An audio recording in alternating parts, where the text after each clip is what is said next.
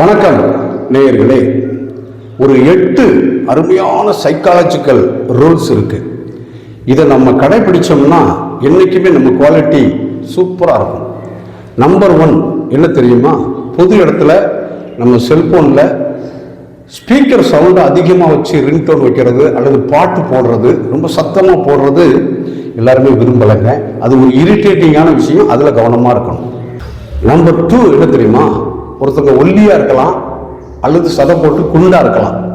இந்த ரெண்டையும் பற்றி 4 பேர் முன்னாடி அவங்கள பற்றி ப்ளஸ் ஆகவோ மைனஸ் ஆகவோ மேலாவி மாதிரி கமாண்டு கொடுக்கவே கூடாது. அது நம்ம வேலை இல்லை, அது அவங்களோட பிரச்சனை. அமைதியாக ஒரு புன்சிரிப்போட அவங்கள பார்த்துட்டு நகர்றது ரொம்ப நாகரீகம். நம்பர் 3, ஒருத்தருக்கு ஃபோன் பண்ணுறோம், ஒரு இதை எடுக்கலை, 2 தடவை கால் பண்ணி பார்க்கணும். எடுக்கலைன்னா விட்டுறணும். ஓயாமல் ஃபோனை போட்டு அழுத்துன்னு அழுத்தி அவங்களுக்கு ஒரு எரிச்சலை உண்டு பண்ணவே கூடாது. ஏன்னா அவங்க அந்த பக்கம் என்ன மாதிரி சூழ்நிலையில் ஃபோக்கஸ்டாக இருக்காங்கன்னு நமக்கு தெரியாது. ஃபோன் தேவையில்லாமல் அடிக்கடி போடவே கூடாது. நம்பர் 4, உங்களை கூப்பிடாத இடத்துக்கு, அழைப்பு இல்லாத இடத்துக்கு போகவே கூடாது. இதில் ரொம்ப கவனமாக இருக்கணும். இப்போ நம்ம ஒரு நண்பர் வீட்டுக்கோ அல்லது ஒரு அலுவலகத்துக்கோ போகிறோம். பாத்ரூமுக்கு போகக்கூடிய ஒரு சூழ்நிலை எப்போனாலும் யாருக்குனாலும் வரலாம்.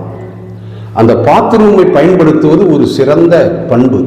நம்ம போயிட்டு திரும்பும் பொழுது தண்ணியெல்லாம் விட்டு நல்லா அடித்து விட்டு, நிறைய தண்ணியை விட்டு நல்லா சுத்தப்படுத்தி, அங்கே இருக்கக்கூடிய வாசனை லிக்யூட்ஸ் அதெல்லாம் கொஞ்சம் எடுத்து நல்லா தெளித்து விட்டு, இன்னும் கொஞ்சம் 2 கப் தண்ணியை விட்டு நல்லா அந்த இடத்த தண்ணியை விட்டு நல்லா சுத்தமாக கழுவி கமகமான்னு பாத்ரூமை வச்சுட்டு வர்றது மிகச்சிறந்த பண்பாகும்.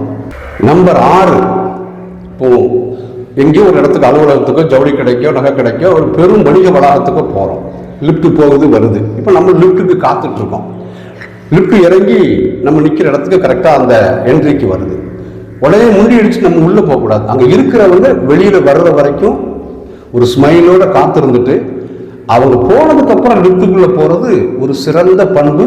7வது முக்கியமான பாயிண்ட் என்னன்னா, இப்போ ஒரு இடத்துல நிற்கிறோம், ஒரு ஆஃபீஸ்லேயே எங்கேயோ ஒரு இடத்துல நிற்கிறோம். நம்ம கூட இருக்கக்கூடிய நண்பர், தெரிஞ்சவர் ஃபோனை சார் கொஞ்சம் கையில் வச்சுருங்க, மேடம் கொஞ்சம் கையில் வச்சுருங்கன்னு தர்றாங்கன்னா, அந்த ஃபோனை வாங்கி வச்சுருக்கிறது மட்டும்தான் நம்ம வேலை. அதுதான் நம்ம அவருக்கு செய்கிற உதவி. அந்த ஃபோனை வாங்குறது, ஸ்க்ரீனை ஓப்பன் பண்ணி பார்க்குறது, அங்கே இருக்கிற ஃபோட்டோவெல்லாம் அப்படியே விரல வச்சு தள்ளி பார்க்குறது, இந்த வேலையை செய்யவே கூடாது. இது அவர்களுக்கான ஃபோன். அவர்கள் எல்கைக்குள் அவர்கள் அனுமதி இல்லாமல் நுழையவே கூடாது.